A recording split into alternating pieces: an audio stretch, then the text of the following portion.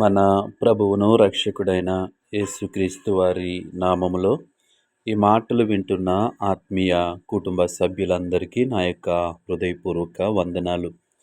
ఈరోజు నా కోసం ఆత్మీయ కార్యక్రమానికి మిమ్మల్ని అందరినీ ప్రేమపూర్వకంగా ఆహ్వానిస్తూ ఉన్నాను. చిన్న ప్రార్థన చేసుకుని ఈ దిన వాక్యాన్ని ధ్యానము చేద్దాం. పరిశుద్ధ ప్రేమగల తండ్రి, గొప్ప దేవుడా, కనికరము గల దేవ, కృపగల దేవ, నీకు వందనాలు, వేలాది స్తోత్రాలు ప్రభువా. నీ కనికరాన్ని బట్టి, నీ కృపను బట్టి ఇంతవరకు మమ్మల్ని సజీవులుగా ఉంచావు. అందుని బట్టి నీకు వందనాలు. ఈ సమయంలో నీ మాటలు వినటానికి ఆశ కలిగి ఉంటుండగా ఉదయకాల సమయంలో నీ వాక్యం ద్వారా మాతో మాట్లాడమని యేసు నామములో అడిగి వేడుకుంటున్నాము పరమ తండ్రి, ఆమేన్. దేవుని వాక్యము యోబు గ్రంథము 37 అధ్యాయము 14 వచనము. యోబు ఈ మాట ఆలకింపుము, ఊరకుండి దేవుని అద్భుత క్రియలను ఆలోచింపుము. ఈ వాక్య భాగాన్ని మనము చూసినట్లయితే దేవుడు చేసినటువంటి కార్యాలు ఏవైతే ఉన్నాయో, దేవుడు చేసినటువంటి అద్భుత క్రియలు ఏవైతే ఉన్నాయో వాటిని ఆలోచించమని యోబు సెలవిస్తూ ఉన్నాడు. ఎందుకు ఆయన చేసిన అద్భుత క్రియలను ఆలోచించాలి అంటే, ఆయన చేసిన అద్భుత క్రియలను చూసినప్పుడు ఆయన శక్తి మనకి తెలుస్తూ ఉంటుంది, ఆయన జ్ఞానము మనకి తెలుస్తూ ఉంటుంది. ఆయన చేసిన అద్భుత క్రియలలో దాగి ఉన్నటువంటి కార్యాలను మనము చూడగలం, ఆయన యొక్క ప్రణాళికను మనము చూడగలం. కాబట్టి మనము ఈ జీవితంలో విసుగు చెందుతూ ఉన్నప్పుడు, ఈ జీవితంలో శ్రమల గుండా మనం వెళ్తూ ఉన్నప్పుడు, ఈ జీవితంలో సమస్యల గుండా మనం వెళ్తూ ఉన్నప్పుడు దేవుని అద్భుత క్రియలను మనము ఆలోచించినట్లయితే మనము ఆయన శక్తిని మనము తెలుసుకోగలము. అంటే ఆయన ఎన్ని అద్భుత క్రియలైతే చేయగలిగాడో అలాంటి అద్భుత క్రియలను మన జీవితంలో కూడా చేయగలడు అనేటువంటి విశ్వాసము మనకి కలుగుతూ ఉంటుంది. ఎందుకంటే మనము చాలాసార్లు మనకు ఎదురైనటువంటి శ్రమలను బట్టి మనము కృంగిపోతూ ఉంటాము, మనము నలిగిపోతూ ఉంటాం.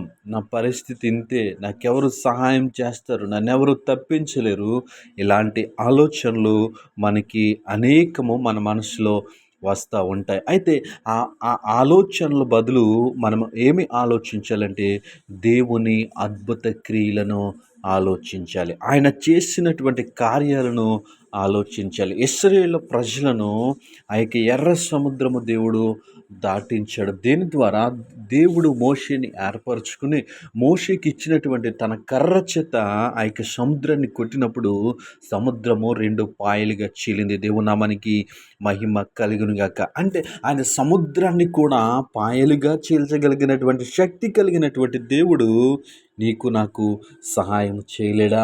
నీ ఆర్థిక పరిస్థితుల్లో నీకు నాకు జ్ఞానమిచ్చి ఆ యొక్క పరిస్థితిలోంచి బయటికి రావటానికి ఒక మార్గాన్ని చూపించలేడా? ఆయన చూపిస్తాడు. అయితే ఆయన అద్భుత క్రియలను మనము ఆలోచించాలి, ఆయన అద్భుత క్రియలను మనము ధ్యానము చేయాలి. ఆయన చేసినటువంటి కార్యాలను మన హృదయంలో తలపోసుకుంటూ ఉన్నప్పుడు మన సమస్యలు, మన శ్రమలుగా మనకి కనిపించవు, సమస్యలుగా కనిపించవు. ఎందుకంటే ఆయన చేసిన అద్భుత కార్యములు అంత గొప్పవి. అందుకే ఈ యొక్క యోబు గ్రంథంలో మనం చూస్తూ ఉన్నాం. 37 అధ్యాయము 14 వచనములో యోబు ఈ మాటలు ఆలకింపుము, ఊరకుండి దేవుని అద్భుత క్రియలను ఆలోచించుము. మనం ఇంకా మన శ్రమల గురించి, మన ఇబ్బందుల గురించి మనం ఏమాత్రము ఆలోచించకుండా ఊరకుండి దేవుని అద్భుత క్రియలను మనము ఆలోచించేవారిగా ఉండాలి. ఎప్పుడైతే మనము ఆ విధంగా ఆలోచిస్తామో మనలో